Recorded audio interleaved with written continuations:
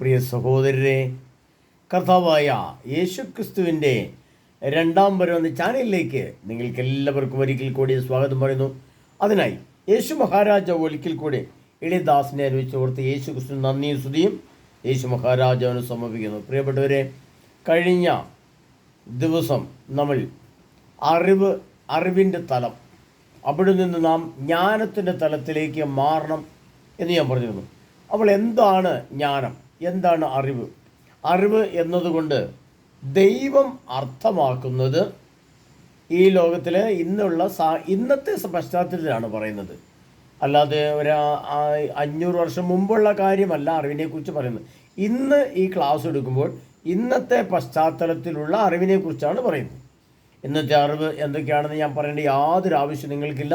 നമ്മുടെ ടെക്നോളജീസും റോഡും വീടും കാറും വണ്ടിയും എല്ലാ വിദ്യാഭ്യാസങ്ങളും എല്ലാം അറിവിൻ്റെ തലമാണ്. ഈ അറിവിൻ്റെ തലത്തിൽ നിന്നും നമ്മൾ സുവിശേഷം ശ്രവിച്ചാൽ അത് നമുക്ക് സംശുദ്ധമായ സുവിശേഷം ലഭിക്കുകയില്ല. അത് വ്യക്തമായിട്ട് നമുക്കറിയാൻ ബോധ്യമുള്ളതാണ്. മറ്റൊന്ന്, നമുക്ക് ജ്ഞാനത്തിലേക്ക് പ്രവേശിക്കാൻ സാധിക്കുകയില്ല. കാരണം അറിവിൻ്റെ തലത്തിലെ പൈശാചി ശക്തിയും അറിവിൻ്റെ തലത്തിലെ പിടുത്തവും അതിശക്തമാണ്. അതിൻ്റെ സുഖലോലുപത, അതിൻ്റെ ആഡംബരം, അതിൻ്റെ കളറുകൾ, നിറങ്ങൾ, ശബ്ദങ്ങൾ, ഭക്ഷണപദാർത്ഥങ്ങൾ എല്ലാം വലിയ ശക്തമാണ്.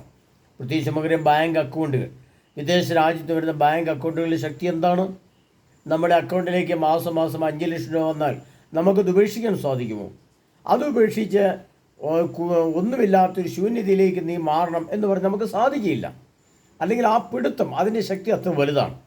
അപ്പോൾ പ്രിയപ്പെട്ടവരെ, നമ്മൾ ഈ കണ്ണുകൊണ്ട് ഇപ്പോൾ കാണുന്നതായ അറിവിൻ്റെ തലമെല്ലാം നീക്കം ചെയ്യപ്പെടുവാൻ അധിക കാലമില്ല. അതാണ് ഒന്നാമത്തെ നമ്മുടെ അറിവ്. ഈ കാലം നമുക്ക് യൂറോപ്പിൽ നിന്നും പ്രത്യേകിച്ച് നമുക്കറിയാം ലണ്ടൻ പോലെ സ്ഥലങ്ങളിൽ നിന്ന് ജോലി നഷ്ടം വരുന്നു, കാനഡ നഷ്ടം വരുന്നു, അമേരിക്ക നഷ്ടം വരുന്നു. പ്രത്യേകിച്ച് ഇപ്പം മറ്റൊരു സംഭവിച്ചാൽ യൂറോപ്യൻ രാഷ്ട്രങ്ങളിൽ കൊടിയ ചൂട്. നമ്മളെ വെളിപാടിൻ്റെ പുസ്തകത്തിൽ വായിക്കുന്നുണ്ട്, അവർ അത്യുഷ്ണത്താൽ വെന്തു മരിച്ചു എന്ന് വെളിപാടിൻ്റെ പുസ്തകത്തിൽ നമ്മൾ വായിക്കുന്നുണ്ട്. ആ സംഭവം നമ്മൾ എഴുതി വെച്ചത് വായിക്കുമ്പോൾ നമ്മൾ ഓർക്കും, അത്യുഷ്ണത്താൽ എങ്ങനെയാണ് മനുഷ്യൻ വെന്തു മരിക്കുന്നത്? അത്രമാത്രം വെന്തു മരിക്കാൻ മാത്രം അത്യുഷ്ണം ഭൂമിയിലേക്ക് എങ്ങനെ വരും?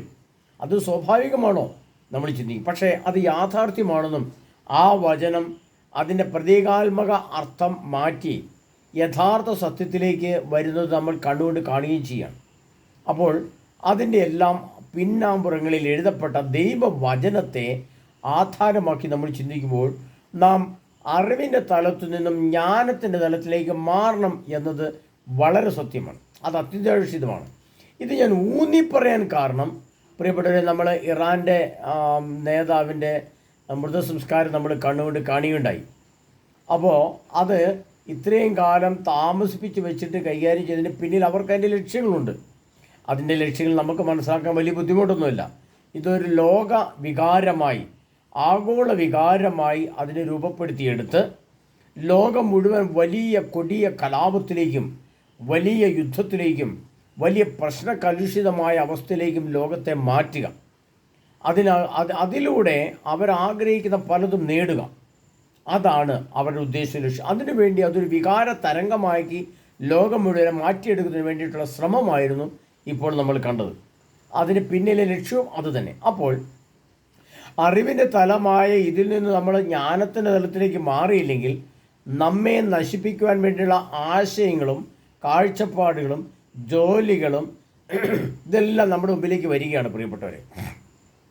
അതുകൊണ്ടാണ് ഈശോ പറഞ്ഞൊരു വചനോട് നമ്മൾ ഓർത്തു വെക്കണം, യുഗാന്ത്യത്തിലും ഇതുപോലെ സംഭവിക്കും.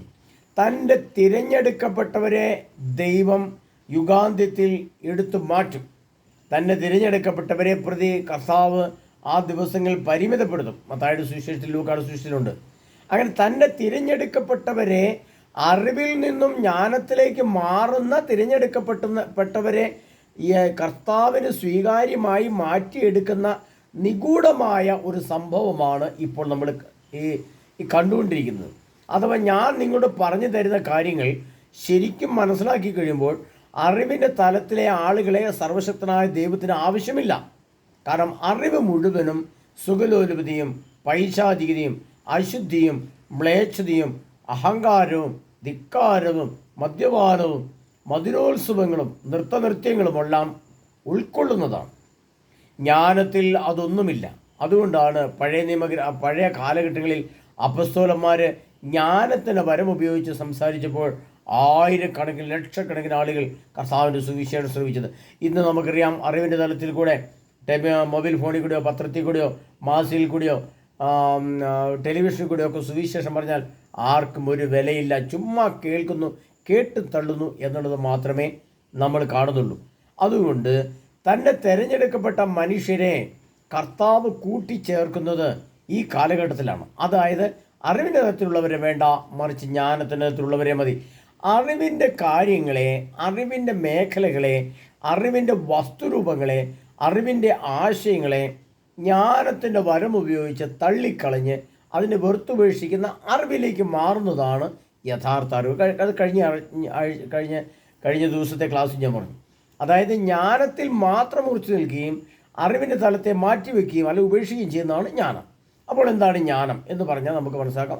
ഒന്ന്, അറിവിൻ്റെ തലമില്ലാത്തതാണ് ജ്ഞാനം. മറ്റൊന്ന്, ജ്ഞാനം എന്നതുകൊണ്ട് ദൈവം അർത്ഥമാക്കുന്നത് ജ്ഞാനം യഥാർത്ഥത്തിൽ അടക്കം ചെയ്തു വെച്ചിരിക്കുന്നത്, ഡെപ്പോസിറ്റ് ചെയ്തു വെച്ചിരിക്കുന്നത് വിശുദ്ധ ഗ്രന്ഥത്തിലെ പ്രത്യേകിച്ചും സുവിശേഷം മുതലാണ്. പഴയ നിയമഗ്രന്ഥങ്ങളെക്കാൾ ഏറ്റവും കൂടുതൽ പഴയ നിയമഗ്രന്ഥത്തിൽ പിതാവായ ദൈവം മോശയോട് സംസാരിച്ചു. എന്നാൽ പുതിയ നിയമം വന്നപ്പോൾ ആ പുത്രൻ തന്നെ, യേശു തന്നെ, ദൈവം തന്നെ മനുഷ്യരൂപത്തിൽ ഭൂമിയിലേക്ക് കടന്നു വന്ന് മനുഷ്യരോട് നേരിട്ട് സംസാരിച്ചു. അതാണ് പുത്രനായ ദൈവം. അതുകൊണ്ട് യേശു സംസാരിച്ചത് എല്ലാം ജ്ഞാനസൂക്തങ്ങളാണ്, ജ്ഞാനവചനങ്ങളാണ്, ദൈവത്തിൻ്റെ വായിൽ നിന്ന് നേരിട്ട് വീണ വചനങ്ങളാണ്. ദൈവവചനം എപ്പോഴും വിശുദ്ധമാണ്, പരിശുദ്ധമാണ്, ജ്ഞാനാർദ്രമാണ്, കരുണാർദ്രമാണ്, സമ്പൽ സമൃദ്ധമാണ്, വിവേകം നിറഞ്ഞതാണ്, നീതിയുക്തമാണ്. ഇതെല്ലാം ജ്ഞാനത്തിൻ്റെ തെളിവുകളും ജ്ഞാനത്തിൻ്റെ ലക്ഷണങ്ങളുമാണ്. അപ്പോൾ ദൈവമായ കർത്താവിൻ്റെ രണ്ടാമത്തെ വരവുമായി ബന്ധപ്പെട്ട കാര്യങ്ങളിൽ നമ്മൾ ചിന്തിക്കുകയും പഠിക്കുകയും ചെയ്തുകൊണ്ടിരിക്കുമ്പോൾ നമ്മൾ മനസ്സിലാക്കേണ്ടത്, തൻ്റെ തിരഞ്ഞെടുക്കപ്പെടുന്ന മക്കളെ കർത്താവ് കൂട്ടിക്കൊണ്ടുപോകാൻ ഏതാനും വർഷങ്ങൾക്കുള്ളിൽ ഭൂമിയിലേക്ക് വരുന്നൊരു പശ്ചാത്തലം ഇന്ന് നമ്മുടെ മുമ്പിലേക്ക് വരികയാണ്. അതിനെ നമ്മൾ എപ്രകാരമൊക്കെ മനസ്സിലാക്കിയെടുക്കണം എന്നുള്ളതിനെപ്പറ്റി ചിന്തിക്കുമ്പോൾ അത് നമ്മൾ ആദ്യമായിട്ട് ഒന്ന് കടന്നു ചെല്ലേണ്ട 2-3 ദൈവവചനത്തിലൂടെ നമ്മൾ കടന്നു ചെല്ലണം. അത് ഒന്നാമത്തേത് ഞാൻ പെട്ടെന്ന് പെട്ടെന്ന് പറഞ്ഞുതരാം. ഒന്ന് ദാനിയേൽ പുസ്തകം 3-ാം അധ്യായം 5-ാം തിരുവചനം. അവിടെ ഇങ്ങനെ കാണുകയാണ്. ദാനിയേൽ പുസ്തകം 3-ാം അധ്യായം 5-ാം തിരുവചനം. അവിടെ ഇങ്ങനെ കാണുക. അപ്പോൾ വിളംബരം ചെയ്യുന്നവൻ വിളിച്ചു പറഞ്ഞു, ജനങ്ങളെ, ജനപദങ്ങളെ, വിവിധ ഭാഷക്കാരെ, നിങ്ങളോട് കൽപ്പിക്കുന്നു, കൊമ്പ്, കുഴൽ, കിന്നരം, തമ്പുരു, കിന്നരം, കൊമ്പ്, കുഴൽ, തമ്പുരു, കിന്നരം, വീണ, നാഗസ്വരം തുടങ്ങിയ സകലവിധ വാദ്യമേങ്ങളും കേൾക്കുമ്പോൾ നിങ്ങൾ സാഷ്ടാംഗം വീണ് നെബൂഖദ്നേസർ രാജാവ് പ്രതിഷ്ഠിച്ച ബിംബത്തെ ആരാധിക്കണം. അതായത് കൊമ്പ്, കുഴൽ, വീണ, കിന്നരം, തമ്പുരു എന്നൊക്കെ പറയും. ഇന്നത്തെ എല്ലാം കൂടി ഉൾക്കൊള്ളുന്ന ഒന്നാണ് ഓർഗൻ. ആ ഓർഗൻ്റെ സ്വരത്തിനകത്ത് എല്ലാം ഉണ്ട്. അപ്പോൾ ഇതെല്ലാം ഉപയോഗിച്ചുള്ള പാട്ടുകൾ, അതെല്ലാം ഉപയോഗിച്ചുള്ള നൃത്തങ്ങൾ, അതെല്ലാം ഉപയോഗിച്ചുള്ള കുർബാനകൾ, അതെല്ലാം ഉപയോഗിച്ചുള്ള ഡാൻസ് രംഗങ്ങൾ, അതെല്ലാം ഉപയോഗിച്ചുള്ള വേശ്യാവൃത്തികൾ, അതെല്ലാം ഉപയോഗിച്ചുള്ള അഹങ്കാരത്തിൻ്റെയും ധിക്കാരത്തിൻ്റെയും സംഭവങ്ങൾ എല്ലാം കാണിക്കുമ്പോൾ നാം ആദ്യം മനസ്സിലാക്കേണ്ടത് ഇതെല്ലാം എന്തിൻ്റേതാണ്? അതെല്ലാം സാത്താനും അവനോട് ചേർന്ന് വരുന്ന സംഭവങ്ങളാണ്. അത് മനുഷ്യനുപയോഗിക്കാനുള്ളതല്ല. അവിടുന്ന് വിട്ടുമാറണം. അതിനകത്തെല്ലാം ദുഷ്ടാരൂപിയുണ്ട്. അത് ദുഷ്ടത നിറഞ്ഞതാണ്, അശുദ്ധി മ്ലേച്ഛത നിറഞ്ഞതാണ്. അത് ഉപേക്ഷിക്കുമെന്നാണ് ഒന്നാമത്തെ ജ്ഞാനത്തിലേക്കുള്ള നമ്മുടെ മാറ്റം. അപ്പോൾ ഇതെല്ലാം അറിവിൻ്റെ തലമാണെന്നും ഈ അറിവിൻ്റെ തലത്ത് ജ്ഞാനത്തിൻ്റെ തലത്തിലേക്ക് മാറേണ്ടതാണെന്നും നമ്മൾ മനസ്സിലാക്കാൻ ഈ ദൈവവചനം നമ്മളെ ഉപയുക്തമാകുന്നു. അടുത്ത ശേഷം വീണ്ടും പറയുകയാണ്. അത് വെളിപ്പാടിൻ്റെ പുസ്തകം 4-ാം അധ്യായം 10-ാം തിരുവചനം. 4:10 ക്ഷമിക്കണം, ദാനിയേൽ പ്രവചനം 4:10. ഞാൻ പറഞ്ഞു വെച്ചിട്ടുണ്ട്. ദാനിയേൽ 4:10. അതാണ് ഇവിടെ ഏറ്റവും മർമ്മപ്രധാനമായ ഒരു കാര്യം. അവിടെ കർത്താവ് പറയാണ്. ആ പറയുന്ന ഏറ്റവും വലിയ പ്രധാനപ്പെട്ട കാര്യം, ജ്ഞാനമുള്ളവർക്ക് മാത്രം മനസ്സിലാവുന്ന വലിയൊരു നിഗൂഢ രഹസ്യത്തെ സർവശക്തനായ ദൈവം ഈ ദാനിയേൽ പ്രവചനത്തിലൂടെ എഴുതി വെച്ചിരിക്കുന്നത് ഇപ്രകാരമാണ്. ആ ദാനിയേൽ പുസ്തകം 4-ാം അധ്യായം 10-ാം തിരുവചനം മുതൽ, എനിക്ക് കിടക്കയിൽ വച്ചുണ്ടായ ദർശനം ഇവയാണ്. ഭൂമിയുടെ മധ്യത്തിൽ വളരെ ഉയരമുള്ള ഒരു വൃക്ഷം ഞാൻ കണ്ടു. ആ വൃക്ഷം വളർന്ന് വലുതായി, അതിൻ്റെ അഗ്രം ആകാശം വരെ എത്തി. ഭൂമിയുടെ ഏതൊരറ്റത്തു നിന്നു നോക്കിയാലും അത് ദൃഷ്ടിഗോചരമായിരുന്നു. ഭംഗിയുള്ള ഇലയോട് കൂടിയ അത് ഫലസമൃദ്ധമായിരുന്നു. എല്ലാവർക്കും ആവശ്യമായ ഭക്ഷണം അതിന് ലഭിച്ചു. വന്യമൃഗങ്ങൾ അതിൻ്റെ തണലിൽ അഭയം തേടി. ആകാശത്തിലെ പറവകൾ അതിൻ്റെ കൊമ്പുകളിൽ വസിച്ചു. എല്ലാ ജീവികൾക്കും അതിൽ നിന്ന് ഭക്ഷണം കിട്ടി. പ്രിയപ്പെട്ടവരെ, ജ്ഞാനമുള്ള ദൈവവചനം അറിയാവുന്ന സർവശക്തനായ ദൈവം ചില വ്യക്തികളെ ഈ പരിശുദ്ധാത്മാവ് മുഖേന തിരഞ്ഞെടുക്കുന്ന വ്യക്തികളെ കർത്താവ് എടുക്കുമ്പോൾ പറയുകയാണ്, ഈ കാലഘട്ടം ഏത് കാലഘട്ടത്തിലെത്തി നാം അറിവിൽ നിന്നും ജ്ഞാനത്തിലേക്ക് മാറേണ്ടതുണ്ടോ എന്ന് കർത്താവ് ഒരു അടയാള സഹിതം ഒരു സംഭവം നമ്മളെ കാണിച്ചുകൊണ്ട് പറയുകയാണ്. അതിങ്ങനെയാണ്: ഭൂമിയുടെ മധ്യത്തിൽ വളരെ ഉയരമുള്ള ഒരു വൃക്ഷം ഞാൻ കണ്ടു. ആ വൃക്ഷമാണ് ഭൂമിയുടെ മധ്യം. ഭൂമിയുടെ മധ്യഭാഗം എന്ന് പറയുന്നത് ഇസ്രായേൽ ജനം. അവിടെ നിന്ന് ഒരു ഉയരമുള്ള വൃക്ഷം, ആ ഉയരമുള്ള വൃക്ഷമാണ് ശരിക്കും എന്താണ് ഇസ്രായേൽക്കാരുടെ ടെക്നോളജി, സാങ്കേതികവിദ്യ. ആ സാങ്കേതികവിദ്യ അതെങ്ങോട്ട് വളർന്നു? ഭൂമിയുടെ മധ്യത്തിൽ വളരെ ഉയർന്നുള്ള വൃക്ഷം ഞാൻ കണ്ടു. ആ വൃക്ഷം വളരെ വലുതായിരുന്നു. അത് വളരെ വലുതായി എന്ന് പറഞ്ഞാൽ ഇസ്രായേലിൻ്റെ ടെക്നോളജി, സാങ്കേതികവിദ്യ വളരെയേറെ വളർന്ന് വലുതായി. അതിൻ്റെ അഗ്രം ആകാശം വരെ എത്തി. അതാണ് ഇൻ്റർനെറ്റ് അഥവാ അതിൻ്റെ റോക്കറ്റ് ഉപയോഗിച്ച് അതിൻ്റെ അഗ്രം ആകാശം, ഭൗമാന്തരീക്ഷം കടന്ന് വായുമണ്ഡലം കടന്ന് ആകാശം വരെ എത്തി. ഭൂമിയുടെ ഏതറ്റത്ത് നിന്ന് അതിൻ്റെ അഗ്രം ആകാശം വരെ എത്തി. ഭൂമിയുടെ ഏതറ്റത്ത് നിന്നാലും അത് ദൃഷ്ടിഗോചരമായിരുന്നു. കണ്ടോ? ഭൂമിയുടെ മധ്യത്തിൽ നിന്ന് അതിൻ്റെ ഏത് അറ്റഭാഗത്തേക്ക് പോയാലും എവിടെ നിന്ന് നോക്കിയാലും അതിൻ്റെ എല്ലാ കാര്യങ്ങളും, ആ വൃക്ഷത്തെ മനുഷ്യർ കാണാൻ പറ്റും. അതാണ് ഇൻ്റർനെറ്റ്. പ്രിയപ്പെട്ടവരെ, ആ ഇൻ്റർനെറ്റ് എന്ന സംവിധാനം ലോകത്ത് എവിടെ ആയാലും, നമ്മൾ പറയും റേഞ്ച് കുറവാണ്, മലയിടുക്കളിൽ റേഞ്ച് കുറവാണെന്നൊക്കെ നമ്മൾ പറയും. എന്നാൽ അത് മാറാൻ പോവുകയാണ്. എങ്ങനെയാണ് മാറുന്നത്? ഈ ടവറുകളില്ലാതെ പുതിയ സംപ്രേഷണം വരികയാണ്. അത് വന്നു കഴിഞ്ഞാൽ ലോകത്തിൻ്റെ ഏത് ഭാഗത്തു നിന്നാലും അവിടെ ടവറുകളില്ലാതെ സിഗ്നൽ കൃത്യമായിട്ട് കിട്ടുകയും നമുക്കെല്ലാം കാണാനും കേൾക്കാനും പറ്റും. അതുകൊണ്ട് പറഞ്ഞ് ഭൂമിയുടെ ഏതറ്റത്ത് നോക്കിയാലും ദൃഷ്ടിഗോചരമായിരുന്നു. അപ്പോൾ ഇത് നമ്മൾ ഇപ്പോഴാണ് വ്യാഖ്യാനിച്ചാൽ മനസ്സിലാവുകയുള്ളൂ. അതിൻ്റെ പ്രതീകാത്മകത ദൈവം എടുത്തു മാറ്റി എന്നിൽ കൂടെ നിങ്ങൾക്കതിൻ്റെ അർത്ഥത്തെ പൂർണ്ണമായിട്ടും കർത്താവ് വെളിപ്പെടുത്തിരുമ്പോൾ കർത്താവ് പറയുകയാണ്, ഈ സംഭവം ലോകത്തെത്തുകയാണ്. അപ്പോൾ അറിവിൻ്റെ തലം വളർന്നു വലുതായി. അത് ഭൂമിയുടെ അറ്റം വരെ എത്തി, അത് ആകാശം വരെ എത്തി. അവിടുന്ന് അത് ലോകത്തിൻ്റെ ഏത് ഭാഗത്ത് നിൽക്കുന്നവർക്കും കാണാവുന്ന കേൾക്കാവുന്ന വിധത്തിൽ അതിൻ്റെ ടെക്നോളജികളെത്തി. അപ്പോൾ കർത്താവിൻ്റെ ഭംഗിയുള്ള ഇലയോട് കൂടിയ അത് ദൃഷ്ടിഗോചരം, ഭംഗിയുള്ള ഇലകളോട് കൂടിയ അത് ഫലസമൃദ്ധമായിരുന്നു എന്ന് പറഞ്ഞാൽ ആ വൃക്ഷത്തിൻ്റെ ഇലകളിൽ വളരെ ഭംഗിയുള്ള ഇലകളാണ് എന്ന് പറഞ്ഞാൽ നൃത്യങ്ങളുണ്ട്, സിനിമകളുണ്ട്, സീരിയലുകളുണ്ട്, ബ്ലൂ ഫിലിമുകളുണ്ട്, ബ്ലാക്ക് മാസുകളുണ്ട്, സംവിധാനമുണ്ട്, ഷോപ്പിംഗ് കോംപ്ലക്സുകളുണ്ട്, സുവിശേഷമുണ്ട്, ധ്യാനങ്ങളുണ്ട്, ആരാധനയുണ്ട്, കുർബാനയുണ്ട്. അതിനിടയ്ക്ക് എത്ര മോശമായ പരിപാടികൾ നമുക്ക് ഇഷ്ടം പോലെയുണ്ട്. അങ്ങനെ അതിൻ്റെ ഇലകളിൽ എല്ലാവിധ ഫലവും ഉണ്ടായിരുന്നു. ഇല കൂടി അത് ഫലസമൃദ്ധമായിരുന്നു. എല്ലാവർക്കും ആവശ്യമായ ഭക്ഷണം അതിൽ ലഭിച്ചു. അതാണ് അത് നമുക്ക് നമ്മൾ മനസ്സിലാക്കണം എങ്ങനെയാണെന്ന് വെച്ചാൽ ഇന്നത്തെ ഭാഷയിലാണ് പറയുന്നത്. അതായത് ടെലിവിഷൻ്റെ ആളുകൾ, അതൊരു ബിസിനസ്സാണ്. അതിൻ്റെ ഭക്ഷ്യസമൃദ്ധം. അവർ ടെലിവിഷനിൽ ശുശ്രൂഷ ചെയ്യുന്നവർ, ന്യൂസ് റീഡർ വായിക്കുന്നവർ, സിനിമയിൽ അഭിനയിക്കുന്നവർ, മോണാക്ട് അഭിനയിക്കുന്നവർ, മിമിക്രി അഭിനയിക്കുന്നവർ, എല്ലാവർക്കും പൈസയും കാര്യങ്ങളും കിട്ടുന്നുണ്ട്. അതുപോലെ നമുക്കറിയാം യൂട്യൂബിൽ നിന്ന് വരുമാനം കിട്ടുന്നവർ, അവർക്കെല്ലാം ഫലസമൃദ്ധമായ ഭക്ഷണം ലഭിക്കുന്നുണ്ട്. അഡ്വർടൈസ്മെൻറ്റ് നടത്തുന്നവർ, ബിസിനസ് സാമ്രാജ്യം നടത്തുന്നവർ, ഇതിൻ്റെ മൊബൈൽ ഫോൺ ഉണ്ടാക്കുന്നവർ, ലാപ്ടോപ്പ് ഉണ്ടാക്കുന്നവർ, ടെലിവിഷൻ ഉണ്ടാക്കുന്നവർ, അതിൻ്റെ യന്ത്ര സംവിധാനം ഉണ്ടാക്കുന്നവർ, എല്ലാവർക്കും ഭക്ഷണം കിട്ടത്തക്ക രീതിയിൽ അത്ര ടെക്നോളജിക്കലായിട്ട് സാങ്കേതികമായിട്ട് വളർന്ന ആ വലിയൊരു സംഭവമാണ് കർത്താവ് പറയുന്നത്. ഇന്നത്തെ പശ്ചാത്തലത്തിൽ പറയുകയാണ്, എല്ലാവർക്കും ആവശ്യമായ ഭക്ഷണം അത് ലഭിച്ചു. വന്യമൃഗം അതിൻ്റെ തണലിൽ അഭയം തേടി. എന്ന് നമുക്കറിയാം ഈ ടെക്നോളജി, ഈ സംഭവം ഉപയോഗിച്ചുകൊണ്ടാണ് നമുക്കറിയാം ആരാണ് തീവ്രവാദികൾ ഇതേ ടെക്നോളജി ഉപയോഗിച്ചുകൊണ്ട് അതിൻ്റെ തണലുള്ള ഭാഗത്ത്, ഇരുട്ടുള്ള ഭാഗത്ത് അവർ അഭയം തേടി പാത്ത് താമസിക്കാണ്ട് ഒളിച്ച് താമസിക്കുകയാണ്. അവർ പ്രത്യക്ഷപ്പെടുന്ന സമയത്ത് പ്രത്യക്ഷപ്പെടും. ആകാശപ്പറവകൾ അതിൻ്റെ കൊമ്പുകളിൽ വസിച്ചു. പറവകൾ എന്ന് പറയുമ്പോൾ പല പറവകളുണ്ട് ആകാശത്ത്. കഴുകനുണ്ട്, പരുന്തുണ്ട്, കാക്കയുണ്ട്, അതോടൊപ്പം എന്തുണ്ട്, പ്രാവുമുണ്ട്. പ്രാവ് പ്രാർത്ഥനയുടെ പരിശുദ്ധാത്മാവാണ്. അങ്ങനെ വിവിധ രീതിയിലുള്ള ആകാശപ്പറവുകളും എന്തിനകത്തുണ്ട്, ഈ ടെക്നോളജിയിലുണ്ട്. അതായത് ഇൻ്റർനെറ്റ് സംവിധാനത്തിലുണ്ട്. ആകാശപ്പറവകൾ അതിൻ്റെ കൊമ്പുകളിൽ വസിച്ചു. എല്ലാ ജീവികൾക്കും അതിന് ഭക്ഷണം കിട്ടി. അപ്പോൾ അതിനകത്ത് എല്ലാ ജീവികൾക്കും. അപ്പോൾ എനിക്ക് കുറേ യൂട്യൂബിൽ നിന്ന് കുറേ വരുമാനം കിട്ടി, എനിക്ക് 10 ലക്ഷം രൂപ കിട്ടിയാൽ എൻ്റെ കന്നുകാലികൾക്കും ആടുകൾക്കും അതിനും ഇഷ്ടംപോലെ തീറ്റ കിട്ടും. എല്ലാ മൃഗങ്ങൾക്കും.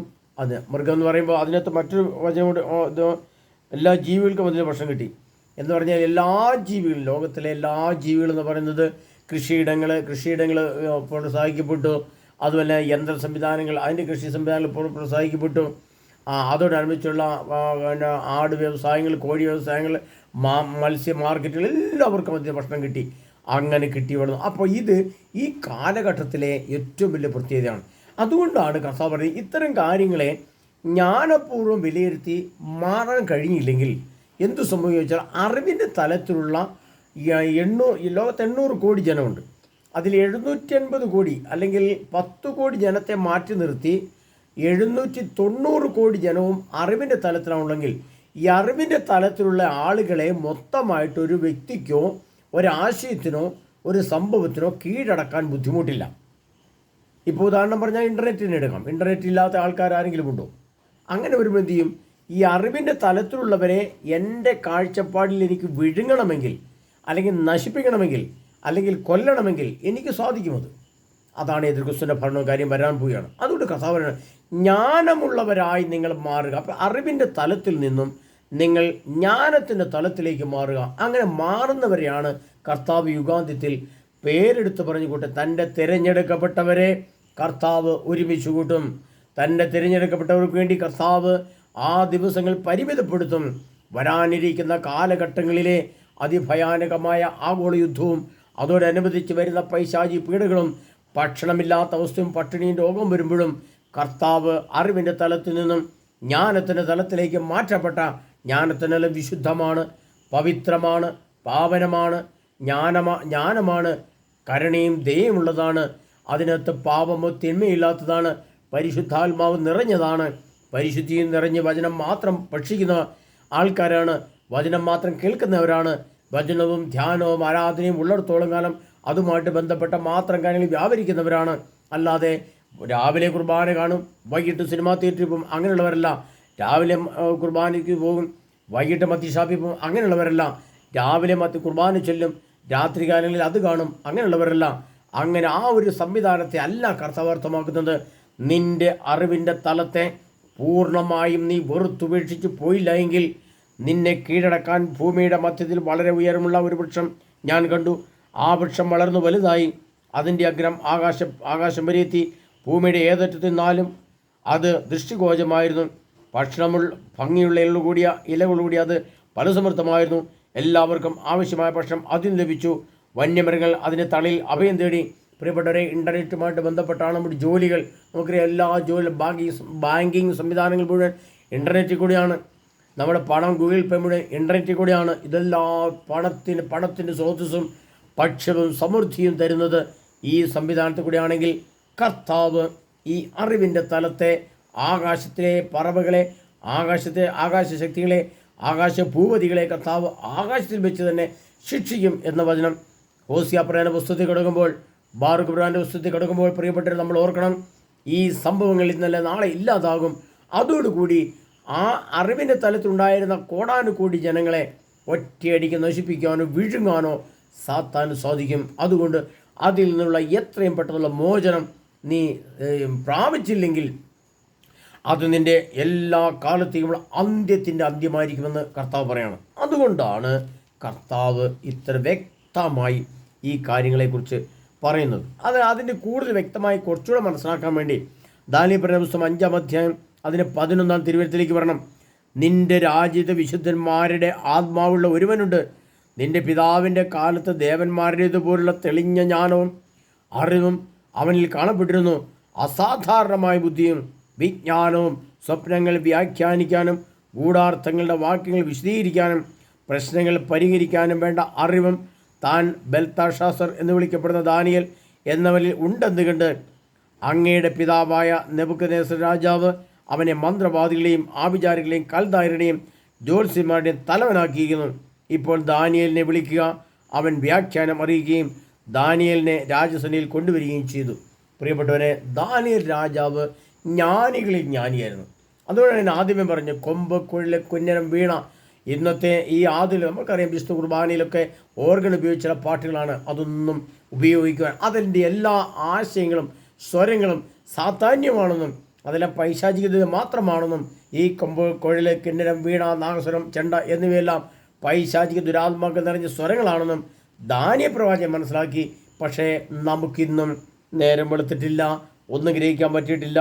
ഇതെല്ലാം പള്ളികളിൽ ഉപയോഗിച്ച് വിശുദ്ധ ചൊല്ലുമ്പോഴും ഇതെല്ലാം ഉപയോഗിച്ച് നാം എന്തെല്ലാം പ്രോഗ്രാം ചെയ്യുമ്പോഴും പ്രിയപ്പെട്ടവരെ, നമ്മൾ മനസ്സിലാക്കണം, ഇതെല്ലാം അറിവിൻ്റെ തലമാണ്. അറിവിൻ്റെ തലം അത് പിടിച്ചു വിഴുങ്ങാൻ പറ്റിയൊരു നെബൂഖദ്നേസർ രാജാവിൻ്റെ സ്വർണ്ണബിംബത്തിൻ്റെ കീഴിലാണ്. ആ നെബൂഖദ്നേസർ രാജാവ് ഉണ്ടാക്കിയ സ്വർണ്ണബിംബം, ആ സ്വർണ്ണബിംബമായിരുന്നു ഇന്നത്തെ റോക്കറ്റും മറ്റ് സംവിധാനങ്ങൾ, ഈ സംവിധാനമെല്ലാം കൂടെ കൂടുതൽ സ്വർണ്ണബിംബം. ആ ബിംബത്തെ നാം എത്രമാത്രം പണം കൊടുത്ത് ആരാധിക്കുന്നു, പണം കൊടുത്ത് സ്നേഹിക്കുന്നു. ഇൻ്റർനെറ്റ് ഉപയോഗിക്കുന്ന പൈസ, ടെലിവിഷൻ ഉപയോഗിക്കുന്ന പൈസകളെല്ലാം ഇത്തരമാണെങ്കിൽ അത് അറിവിൻ്റെ തലമാണെന്നും അതിൽ നിന്ന് എത്രയും പെട്ടെന്ന് മാറി രക്ഷപ്പെട്ടില്ലെങ്കിൽ കർത്താവിൻ്റെ രണ്ടാമത്തെ വരവിൻ്റെ തെരഞ്ഞെടുപ്പ് നടക്കുന്ന ഈ പശ്ചാത്തലം അതീവ പ്രശ്നകലുഷിതമായിരിക്കുമെന്നും പ്രത്യേകിച്ചറിയാൻ നമുക്ക് ഇറാനുമായുള്ള പ്രശ്നങ്ങൾ, യുദ്ധം അതിൻ്റെ മറ്റു തലത്തിലേക്ക് മാറും, അത് ആഗോള യുദ്ധത്തിലേക്ക് മാറും. അങ്ങനെ ആഗോള യുദ്ധത്തിലേക്ക് മാറുമ്പോൾ നമുക്ക് ഭക്ഷണ സാധനമില്ലാത്ത അവസ്ഥ വരും. ബാക്കി എല്ലാ കാര്യം ഞാൻ പറഞ്ഞിട്ടുണ്ട്. പ്രിയപ്പെട്ടവരെ, അത് മാത്രമല്ല നാം മനസ്സിലാക്കേണ്ടത്, ഇവിടെ ഏറ്റവും ശ്രദ്ധാർഹമായ ഒരു വചനം ദൈവം എനിക്ക് പറഞ്ഞു തന്നിരിക്കുന്ന വചനം ഇതാണ്. ഏതാണത്? ഭൂമിയുടെ മധ്യത്തിൽ വളരെ ഉയരമുള്ളത് ഒരു വൃക്ഷം ഞാൻ കണ്ടു. ആ വൃക്ഷം വളർന്നു വലുതായി, അതിൻ്റെ അഗ്രം ആകാശം വരെ എത്തി. ഭൂമിയുടെ ഏതറ്റത്ത് നിന്നാലും അത് ദൃഷ്ടിഗോചരമായിരുന്നു. ആ വൃക്ഷത്തിൽ നിന്ന് കാണുന്ന സംഭവം ആ വൃക്ഷത്തെയും ഭൂമിയുടെ ഏതറ്റത്ത് നിന്നാലും ദൃഷ്ടിക്ക് ഗോചരമാണ്. നഗ്നനേത്രം കാണത്തില്ല, എന്നാൽ ദൃഷ്ടിക്ക് കാണാം. അതാണ് മൈക്രോസ്കോപ്പ് ഉപയോഗിച്ചും റഡാർ ഉപയോഗിച്ചും ഒക്കെ നമ്മൾ കാണുന്ന സംഭവം. മൊബൈൽ ഫോൺ ഉപയോഗിച്ചാൽ ആ നെറ്റിലെ സംഭവങ്ങളൊക്കെ നമുക്ക് പിടിച്ചെടുക്കാൻ സാധിക്കും. ഇനി ഇതിൻ്റെ കോണ്ടം കമ്പ്യൂട്ടർ പോലത്തെ പരിപാടികൾ വരികയാണ്. അതുകൊണ്ട് കർത്താവ് പറയാണ്, ഈ കാലഘട്ടത്തെ ലൂക്കാട് സുവിശേഷം 16-ാം അധ്യായം 26-ാം തിരുവചനത്തിൽ കർത്താവൻ നോഹയുടെ ദിനങ്ങൾ പോലെ ആയിരിക്കും മനുഷ്യപുത്ര ദിവസങ്ങളിൽ. അതിശയ കർത്താവൻ ലോത്തിൻ്റെ നാളുകൾ സംഭവിച്ചെങ്ങനെയോ അങ്ങനെ തന്നെയായിരിക്കും മനുഷ്യ ദിവസങ്ങളിലും. ഒന്നും നോഹയുടെ ദിനങ്ങളിൽ മനുഷ്യൻ അറിവിൻ്റെ വ്യാപാരത്തിലായിരുന്നു. അന്ന് ജലപ്രളയം വന്ന് ലോകത്തെ നശിപ്പിക്കുന്ന സമയത്ത് അവിടെ സ്വർഗ്ഗഭോഗവും അനീതിയും അശുദ്ധിയും മ്ലേച്ഛതയൊക്കെ വർദ്ധിച്ചു വരുന്നത് നോഹ സങ്കടത്തോടെ നോക്കി കണ്ടു. ആ അശുദ്ധിക്കുമെതിരെ കർത്താവിനോട് നിലവിളിച്ച വ്യക്തിയായിരുന്നു നോഹ. എന്നിട്ട് ഒരു അശുദ്ധിയുമില്ലാത്ത പേടകത്തെ അന്ന് സൃഷ്ടിച്ചു. അത് വീണ്ടും കാലഘട്ടം ഇങ്ങോട്ട് വന്നപ്പോൾ നോഹ അറിവിൻ്റെ തലമായ അശുദ്ധിയിൽ നിന്നും തൻ്റെ പേടകം വഴി തൻ്റെ വിശുദ്ധമായ പവിത്രമായ വീട് നിർമ്മിച്ച് അതിനകത്തൊരു പെട്ടകം പോലെ ആക്കി അതിനകത്ത് വസിച്ചതുപോലെ ലോത്തിൻ്റെ നാളുകളിലേക്ക് നമ്മൾ വരികയാണ്. പ്രിയപ്പെട്ടവരെ, അത് നമ്മൾ മനസ്സിലാക്കണം. അത് അറിവിൻ്റെ തലത്തൊന്നും നമ്മൾ ജ്ഞാനത്തിൻ്റെ തലത്തിലേക്ക് മാറണമെങ്കിൽ ഈ രണ്ട് കാര്യങ്ങൾ നമ്മൾ ബോധ്യപ്പെടണം. നോഹയുടെ ദിനങ്ങളെ പോലെയും ലോത്തിൻ്റെ നാളുകൾ, അന്ന് ലോത്തിൻ്റെ നാളിൽ സ്വർഗ്ഗഭോഗം ലോകത്ത് വർദ്ധിച്ചതുപോലെ ആ സ്വർഗ്ഗഭോഗത്തോടനുബന്ധിച്ചുള്ള എല്ലാ തിന്മകളും ലോകത്ത് വർദ്ധിച്ചു വരുമ്പോൾ അത് അറിവിൻ്റെ തലമാണ്. അറിവിൻ്റെ തലം വളരെ രസകരമാണ്, വളരെ ആനന്ദദായകമാണ്, സാമ്പത്തികമാണ്, അത് നാം കാഴ്ചയിൽ വളരെ മനോഹരമാണ്. എന്നാൽ ലോത്തിൻ്റെ നാളിൽ സംഭവിച്ച അന്നത്തെ 3 വിശുദ്ധന്മാർ ആ അശുദ്ധിയുള്ളവരുടെ നേരെ കരങ്ങൾ നീട്ടിയപ്പോൾ അവർ അന്ധരായിപ്പോയതുപോലെ പ്രിയപ്പെട്ടവരെ, നാമും വിശുദ്ധി നിറഞ്ഞ വ്യക്തികളായിട്ട് മാറാൻ ജ്ഞാനത്തിൻ്റെ തലത്തിലേക്ക് നമുക്ക് മാറ്റം ആവശ്യം. ജ്ഞാനത്തിൻ്റെ തലത്തിലേക്കുള്ള മാറ്റം എന്ന് പറയുന്നത് വിശുദ്ധ ഗ്രന്ഥത്തിലെ ദൈവവചനത്തേക്കുള്ള മാറ്റമാണ്. വിശുദ്ധ ഗ്രന്ഥത്തിലെ ദൈവവചനമാണ്, പ്രത്യേകിച്ച് സുവിശേഷം, ലേഖനങ്ങൾ, വെളിപാട് ഗ്രന്ഥം, അത് മുഴുവനും ജ്ഞാനം നിറഞ്ഞതാണ്. അതാണ് ജ്ഞാനം. ദൈവവചനമാണ് ജ്ഞാനം, ദൈവമാണ് ജ്ഞാനം, പരിശുദ്ധാത്മാവാണ് ജ്ഞാനം, വിശുദ്ധിയാണ് ജ്ഞാനം, പരിശുദ്ധിയാണ് ജ്ഞാനം. ആത്മീയ മേഖലയിൽ സുവിശേഷവും സനാതന സുവിശേഷവും ബന്ധപ്പെട്ട ശുശ്രൂഷകളും പ്രാർത്ഥനകളുമാണ് ജ്ഞാനം. അപ്പോൾ അതിലേക്ക് മാത്രമായിട്ട് നമ്മൾ കേന്ദ്രീകരിച്ച് മാറിയില്ല എങ്കിൽ അറിവിൻ്റെ തലത്തെ സാത്താൻ ഒന്നാകെ വിഴുങ്ങുന്ന സമയം ഒന്നാകെ വിഴുങ്ങുകയും അറിവിൻ്റെ തലത്തിലായിരിക്കുന്നവരുടെ ആത്മാവിൻ്റെ അശുദ്ധിയോടുകൂടി മരിക്കുകയും ചെയ്യുമ്പോൾ ഈ ലോകത്തുനിന്ന് അവരുടെ ആത്മാക്കളെ നിത്യമായ പാതാളത്തിലേക്ക് വലിച്ചു താഴ്ത്തുമെന്നതിന് യാതൊരു സംശയം വേണ്ട. അതുകൊണ്ട് പ്രിയ സഹോദരങ്ങളെ, എത്ര പെട്ടെന്ന് അറിവിൻ്റെ തലത്ത് ജ്ഞാനതലത്തേക്ക് മാറുക. കാരണം കർത്താവിൻ്റെ വരവ് പടിവാതിലാണ്. അതിനുവേണ്ടി നമ്മൾ അക്ഷീണം പ്രാർത്ഥിക്കുകയും പ്രവർത്തിക്കുകയും ചെയ്യേണ്ടതായിട്ടുണ്ട്. അല്ലാതെ ചെറിയ രീതിയിലുള്ള രീതി ഇപ്പോഴത്തെ നമ്മൾ ചിന്തിക്കുന്ന മറ്റൊരു പോയിൻ്റ് കൂടെ പറഞ്ഞുതരാം. നമ്മൾ ചിന്തിക്കുന്നത് നമ്മളെ അറിവിൻ്റെ തലത്തിൽ നയിക്കാൻ നമുക്ക് ജ്ഞാനം പകർന്നു തരുന്ന വൈദികരുണ്ടല്ലോ, ജ്ഞാനം പകർന്നു തരുന്ന സഭയുണ്ടല്ലോ, നമുക്ക് വിശുദ്ധ കുർബാനകളിലെ, കുമ്പസാരങ്ങളിലെ, ധ്യാനങ്ങളിലെ എന്ന് നമ്മൾ ചിന്തിക്കുന്ന ആൾക്കാരും സംശയ രൂപത്തിൽ ചിന്തിക്കുന്നവരുണ്ടാവും. പക്ഷേ പ്രിയപ്പെട്ടവരെ, അവിടെ രണ്ടും കൂടെ മിക്സറാണ്. അറിവിൻ്റെ തലത്തിൽ കൂടെയാണ് ജ്ഞാനത്തിലേക്ക് പോകുന്നത്. ജ്ഞാനത്തിൽ നിന്ന് വീണ്ടും നമ്മൾ അറിവിൻ്റെ തലത്തിലേക്ക് വരുന്നു.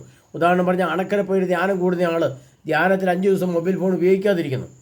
5 ദിവസം ജ്ഞാനം കൊണ്ട് നിറഞ്ഞു, വിശുദ്ധി കൊണ്ട് നിറഞ്ഞു. അത് ആ വ്യക്തി ധ്യാനമൊക്കെ കഴിഞ്ഞ് 5 ദിവസം കഴിഞ്ഞ് വീട്ടിൽ വന്നു കഴിയുമ്പോൾ വീണ്ടും പഴയ പോലെ മൊബൈൽ ഫോൺ ഉപയോഗിക്കുന്നു, സിനിമയോ സീരിയലോ കാണുന്നു, തനിക്ക് ഇഷ്ടമുള്ളത് കാണുന്നു. അപ്പോൾ എന്ത് സംഭവിക്കും? ഇത് രണ്ടും കൊണ്ടും പ്രയോജനമില്ല. ജ്ഞാനം കൊണ്ടും പ്രയോജനമില്ല, അറിവ് കൊണ്ടും പ്രയോജനമില്ല. അറിവ് ജ്ഞാനം കൂടെ ഒരുമിച്ച് പോവുകയുമില്ല. അശുദ്ധിയും വിശുദ്ധിയും തമ്മിൽ എങ്ങനെ പൊരുത്തപ്പെടും എന്നതുപോലെ പ്രിയപ്പെട്ടവരെ, നാം ഒരു ധ്യാനം കൂടി വിശുദ്ധി പ്രാപിച്ചാൽ നമ്മുടെ അറിവിൻ്റെ തലത്തെ പൂർണ്ണമായും തള്ളിക്കളയണം. അങ്ങനെ ഒരു പശ്ചാത്തലത്തിൽ ഈ കാണുന്ന ആധുനിക ലോകത്തുനിന്ന് ഒളിച്ചോടിയപ്പോഴാണ് എളിയദാസന് കർത്താവ് സംസാരിക്കാൻ തുടങ്ങിയത്. അതുകൊണ്ടാണ് ഇത്ര വ്യക്തമായിട്ട് പറയുന്നത്. ഇന്നിപ്പോൾ ഉപേക്ഷിക്കാൻ എൻ്റെ മുമ്പിലുള്ളത് ഈ മൊബൈൽ ഫോൺ മാത്രമേ ഉള്ളൂ. അതും ഏതാനും കാലഘട്ടങ്ങളിൽ മുന്നോട്ട് പോകുമ്പോൾ അത് ഞാൻ ഉപേക്ഷിക്കുക തന്നെ ചെയ്യും. കാരണം എൻ്റെ കർത്താവിൻ്റെ സനാതന സുവിശേഷം കൊടുക്കാനുള്ളത്തിനും കൊടുത്തു കഴിയുമ്പോൾ എൻ്റെ കർത്താവായ യേശു തന്നെ പറയും, ഈ സാധനം ഉപേക്ഷിച്ചേക്കുക, ഇത് നിനക്ക് യോജിച്ചല്ല എന്ന് പറയുന്ന സമയം തൊട്ടടുത്താണ്. അപ്പോൾ അത് ആ രീതിയിൽ കൈകാര്യം ചെയ്യും. അങ്ങനെയാണ് നമ്മൾ ജ്ഞാനത്തിൽ നിന്നും അറിവിൽ നിന്നും ജ്ഞാനത്തിലേക്ക് ഉപേക്ഷിക്കുക. ഇനി ഇതിനെപ്പറ്റിയുള്ള വ്യക്തമായ കാഴ്ചപ്പാട്, അറിവിൻ്റെ തലത്തിൽ നിന്ന് ജ്ഞാനത്തിലേക്ക് കയറി കഴിഞ്ഞാൽ ജ്ഞാനത്തിൻ്റെ തലത്തിൽ നമുക്ക് എന്തു സംഭവിക്കും എന്ന് നമ്മൾ അറിയണമെങ്കിൽ അതടുത്ത ക്ലാസ്സിലേക്ക് നിങ്ങൾക്ക് തരാം, അല്ലെങ്കിൽ ക്ലാസ് ഒരുപാട് നീണ്ടുപോകും.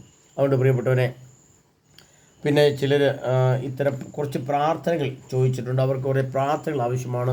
കാരണം ഇത്തരം ക്ലാസ്സുകൾ കഴിഞ്ഞിട്ട് പ്രാർത്ഥന ഇല്ലെങ്കിൽ അവർക്കത് സംതൃപ്തമല്ല. അതുകൊണ്ട് അങ്ങനെയുള്ളവർക്ക് വേണ്ടി കർത്താവിൻ്റെ മഹത്വത്തോടുകൂടി ഒരു പ്രാർത്ഥന നിങ്ങൾക്ക് ചൊല്ലിത്തരികയാണ്. അത് നിങ്ങൾ കേട്ട് പഠിക്കുകയും അത് നിങ്ങൾ സ്ഥിരമായി ചൊല്ലുകയും വേണം. അതിങ്ങനെയാണ്: ഈശോയുടെ തിരുനാമത്തിൽ, ഈശോയുടെ തിരുശരീരത്തിൻ്റെ ശക്തിയാൽ, ഈശോയുടെ വിശുദ്ധ കുരിശിൻ്റെ നാമത്താൽ എന്നെയും എൻ്റെ മക്കളെയും എൻ്റെ കുടുംബാംഗങ്ങളെയും എൻ്റെ ഇടവകയും എൻ്റെ കേരളസഭയും ഭാരതസഭയും ആഗോളസഭയും അതിൽ കയറിക്കൂടിയിരിക്കുന്ന എല്ലാ ദുഷ്ടാത്മാക്കളെയും ഞാൻ യേശുവിൻ്റെ നാമത്തിൽ കൽപ്പിക്കുന്നു, വിട്ടുപോ, കാൽവരിയോട്ടെ പോട്ടെ.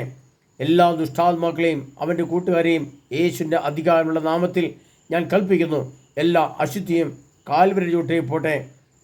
ദുഷ്ടാത്മാക്കളിൽ നിന്ന്, എല്ലാ പൈശാചിക പിടുത്തത്തിൽ നിന്ന്, എല്ലാ രോഗങ്ങളിൽ നിന്ന്, എല്ലാ ആകുലതകളിൽ നിന്ന്, എല്ലാ മദ്യപാനത്തിനും ദുരാത്മാക്കളിൽ നിന്ന്, എല്ലാ രോഗപീഠകളിൽ നിന്ന്, എല്ലാ മയക്കുമരുന്നിൻ്റെ പിടിയിൽ നിന്ന്, എല്ലാ മ്ലേച്ഛതകളിൽ നിന്ന്, എല്ലാ വേശ്യാവൃത്തിയിൽ നിന്ന്, എല്ലാ ക്രൂര സ്വഭാവത്തിൽ നിന്ന്, എല്ലാ സാമ്പത്തിക ക്രമക്കേടുകളിൽ നിന്ന്, എല്ലാ കുടുംബ കലഹങ്ങളിൽ നിന്ന്.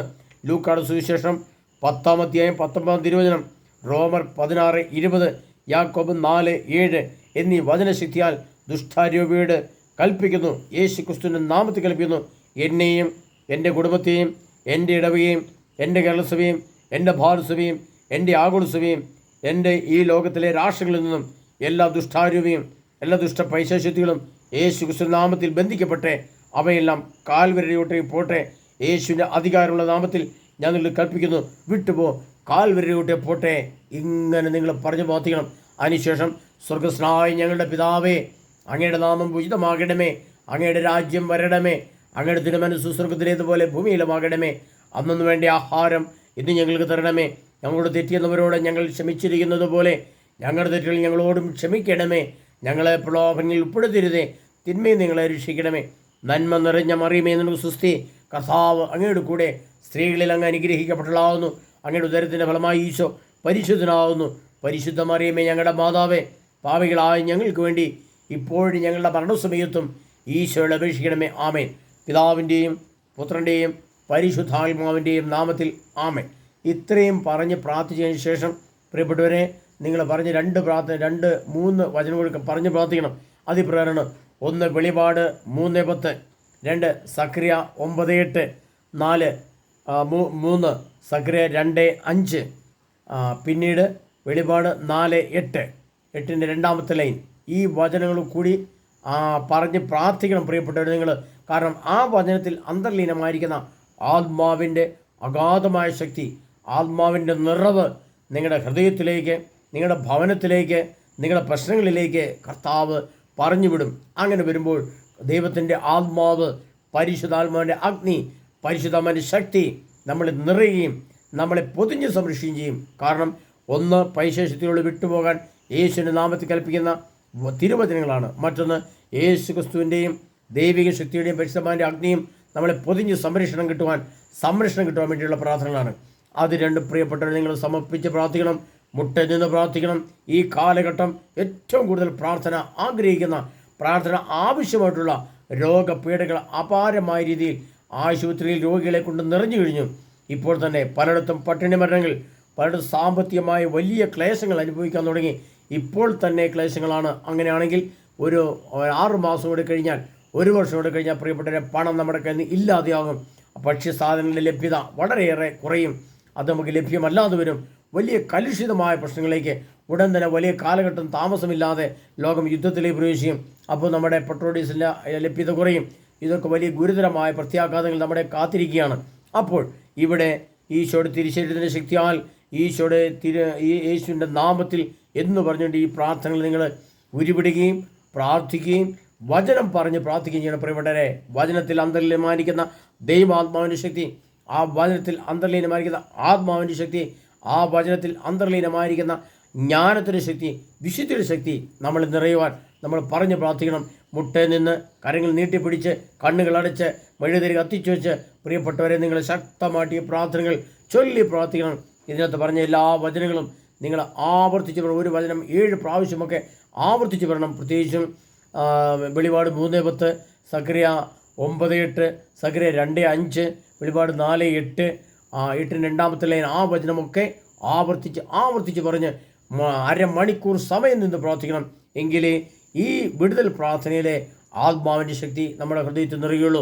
കാരണം ഈ കാലഘട്ടം അറിവിൻ്റെ കാലമാണ്. അറിവിൻ്റെ തലത്തിൽ നമുക്ക് ദൈവാത്മാവ് പ്രവർത്തിക്കുകയില്ല.